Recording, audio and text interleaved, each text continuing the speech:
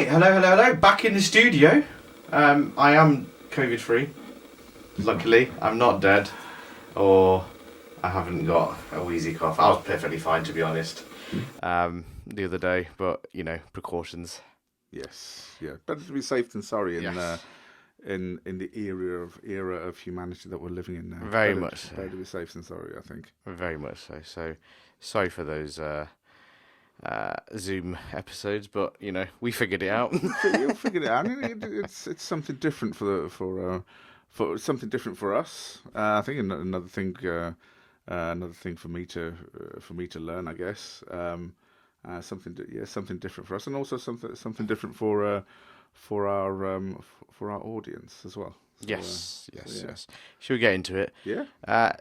Well, a preview of today's games, really. We have Spain versus Switzerland in the evening, and then first we have the tastiest of tasty games, Belgium versus Italy. I mean, I actually can't predict that first game, so I'm going to let you go first. What do you think? What do you think is going to happen, and what do you think the score's going to be? I think it's going to be a close game, but my money is on Italy. And why is that? There hasn't been a team there yet in the entire championship that has impressed me as much as Italy. Even in the last 16, Italy didn't look great. Italy didn't look great. They had a blip, but they dragged a result out, and that's what great teams do. That's what winning teams do. When they're not having a good night or a good game, they drag a result out. For me, England included, I'm sorry to say, England included, there hasn't been another team that has impressed me as much as Italy. So I'm going for Italy in that one, 2-1. I don't think Hazard has a particularly good game. He's coming off a shite season at Madrid, where Madrid actually want to get rid of him. I mean, who knows? Maybe his stint at coming away from the Madrid bubble, coming into the Belgian bubble, it might be a bit of a release for him. Who knows? But I just don't. I think it'll be a really, really close match, but I don't think Belgium can cope with particularly their defense. I don't think they can cope with that intricate attacking prowess that Italy have, because it's an Italy that we're not used to seeing that style of game from Italy. So I think 2-1 to Italy for me. Right. Well, I'm going to go the other way. I think the two central defenders there. I think they're weak. That's the weak point for Italy. Yeah, but I think they have nous. What they lack in speed, they have in abundance in nous and experience, and I think they contain Lukaku. I have to disagree. I'm going to go with a Belgian win. I think Italy... so you are sure then? When you No. I've changed my mind. I thought Italy for a bit, and then I thought no, Belgium. I've just literally, when you were saying your points, I agreed with you. I understand what you're saying, but I just wanted to go for the flip side, just for the sake of it. No, I think Lukaku. I think you just hit it. Bastard, I am. Yeah. I think Lukaku has. I've said it before. I think he's really impressed me. Oh, he's impressed me as well. His sharpness, he looks sharp, and his touch, he's got, he's holding the ball up, classic play, and that works against Italian side. And because he's played in the Italian league, he knows the Italian style. Granted, Mancini's playing a different thing, but their core is still that, being tightly compact. So he's played against tightly compact teams. Yeah. So holding the ball up, turning, shooting, that sort of style. Then when you have a master like De Bruyne to find him, and you've got a 70% Hazard and his brother, and Witsel and all these other players, Tielemans is not even mentioned, and he's fantastic for Leicester. I think the attacking outweighs the they have got frail that when you're playing Thomas Vermaelen, I've said this in the previous episode, it's not great, But I think Belgium will have it. I really do. I think they'll, but it's going to be close. It's going to be a 1-0 or a 2-1 or something like that. But I think Lukaku is the difference. I don't think those two central defenders handle it. And if they get a yellow card early, which those centre backs could do, because they're going to try and mark him tightly, then there's an issue for Italy because they can't tackle it, can they? You know, there's that advantage.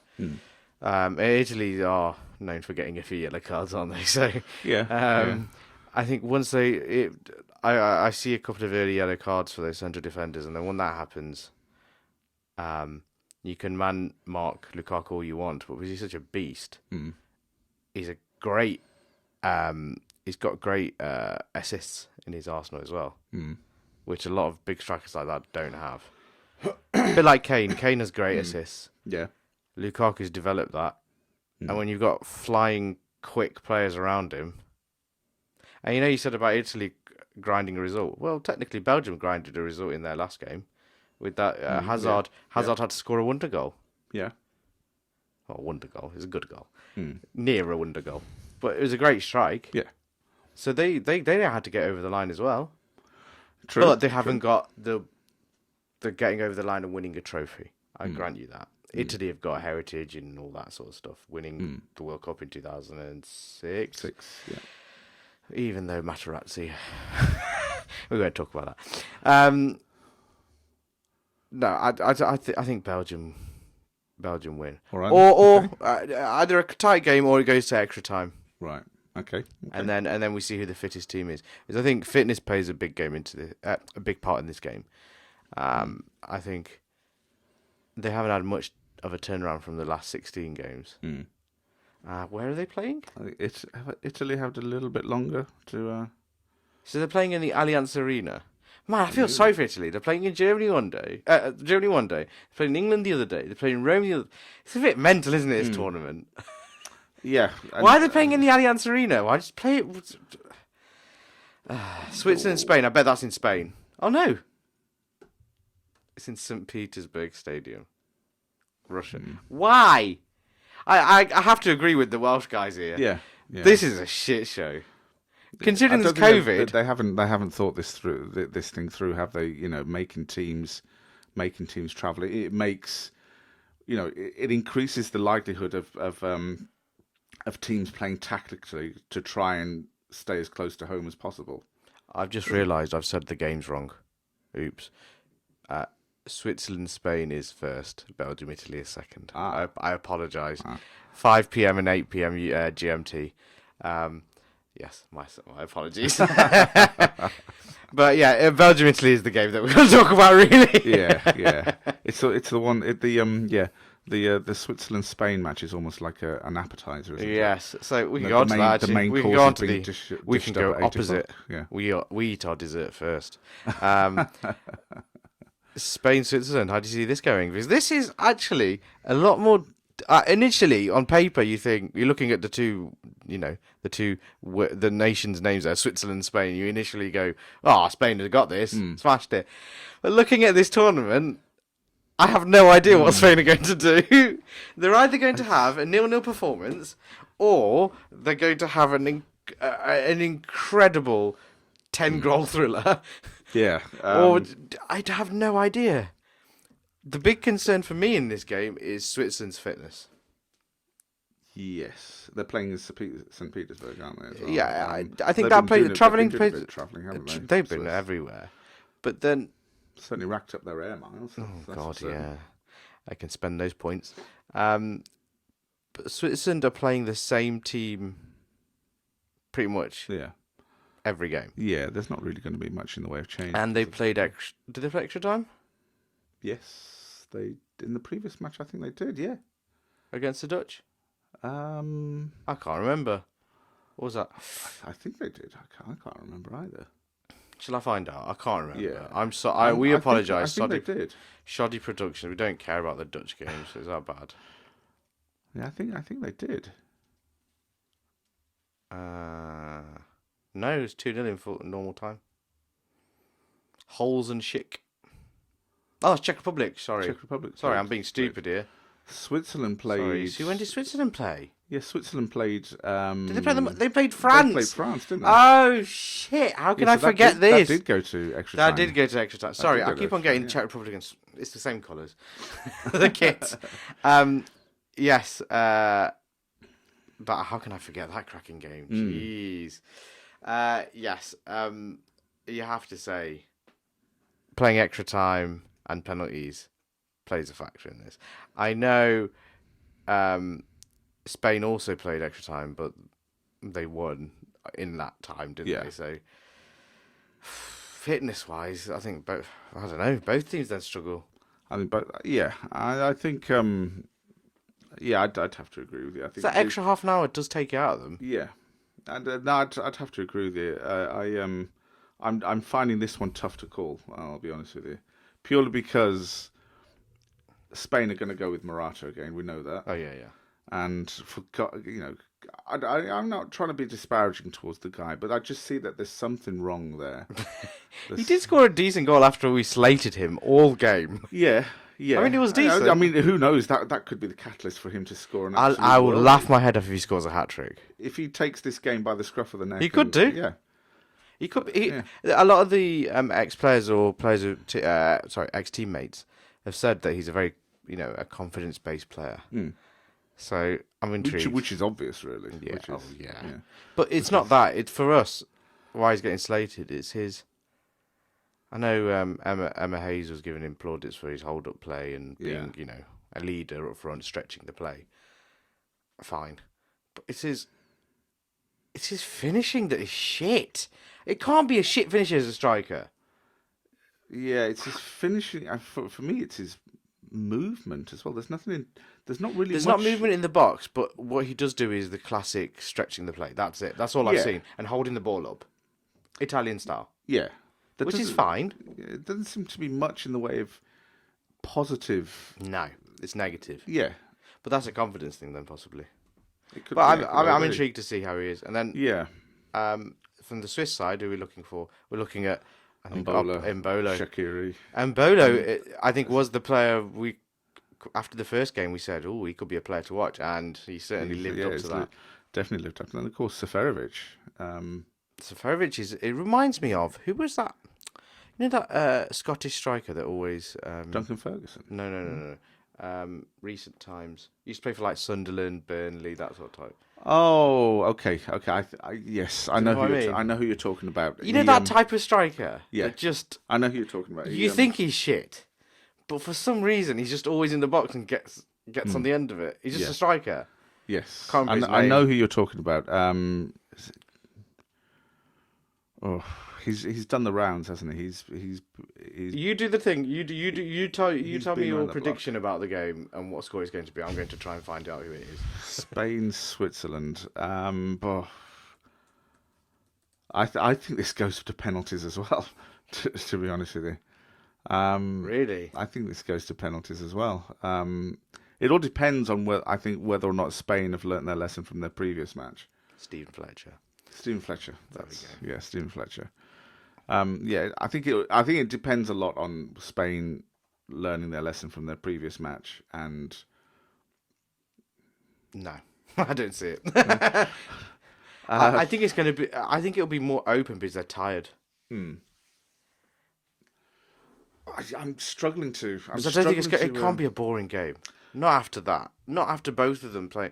Well, then, of course it's going to be now. After both having 3-3s in normal time. But it doesn't. That extra half an hour, like you say, it doesn't take a toll just physically, and then mentally as well. Having to come back from, pulling back 2 goals to take it into extra time. It's taxing mentally. It's taxing. And then travelling to Russia is not the best. Yeah, you've got to pick yourself up mentally. Knowing that you've got to travel all the way across to Russia as well. I'm finding it hard to call this one. I have to say, I'm gonna go for the underdog. Switzerland. Spain. I'm joking. I'm going to go Switzerland. Right. I think there's something about this team. There's a steely metal about them. Don't know.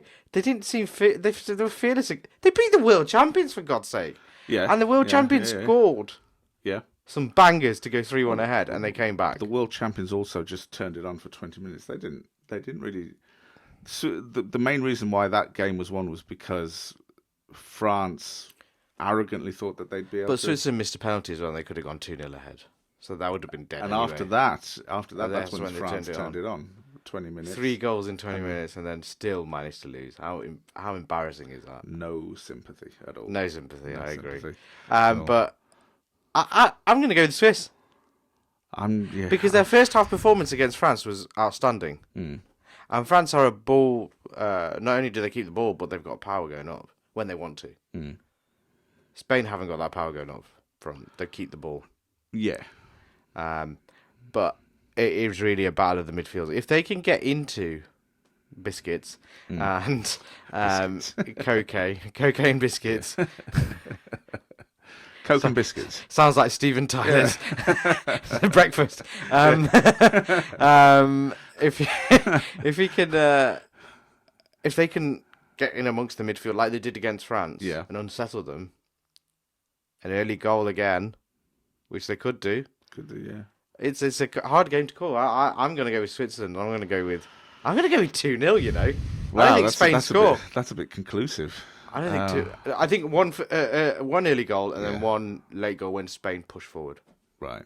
From a counter, and they score on a counter because Switzerland's counter is fantastic. Yeah, it is. To be fair, it is. I'm finding it really tough to call this. Really tough to call this, actually. I'm going to go Spain.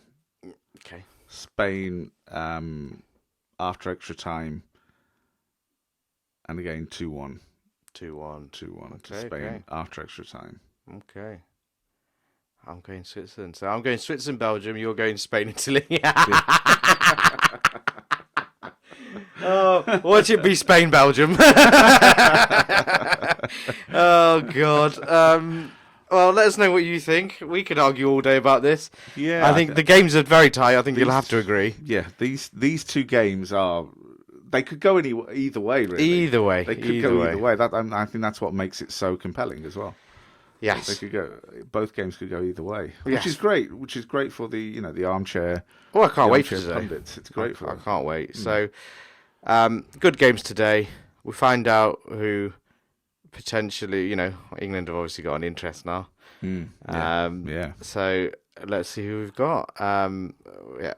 We'll find out. Tomorrow we'll come back with an episode, a bumper episode again, talking about the results and then about England versus. Who are we playing again? I forgot. Who are we playing again? I don't know if they mentioned it. I just, it's been sort of somewhat mentioned, hasn't it? I think it's the Ukraine. Yes. The more I think about it, the Ukraine are going to get battered. I think it'll be a tough game. But we'll talk about that tomorrow. Yeah. We'll talk about that tomorrow. Yes. So if you want to join our socials, follow us. We've got a new shorts channel. You can see us saying appropriate things, and it's hilarious. We might even start, on it. Go over on Instagram. We'll start doing reels and all that sort of jazz. So yes, all the links will be in the description.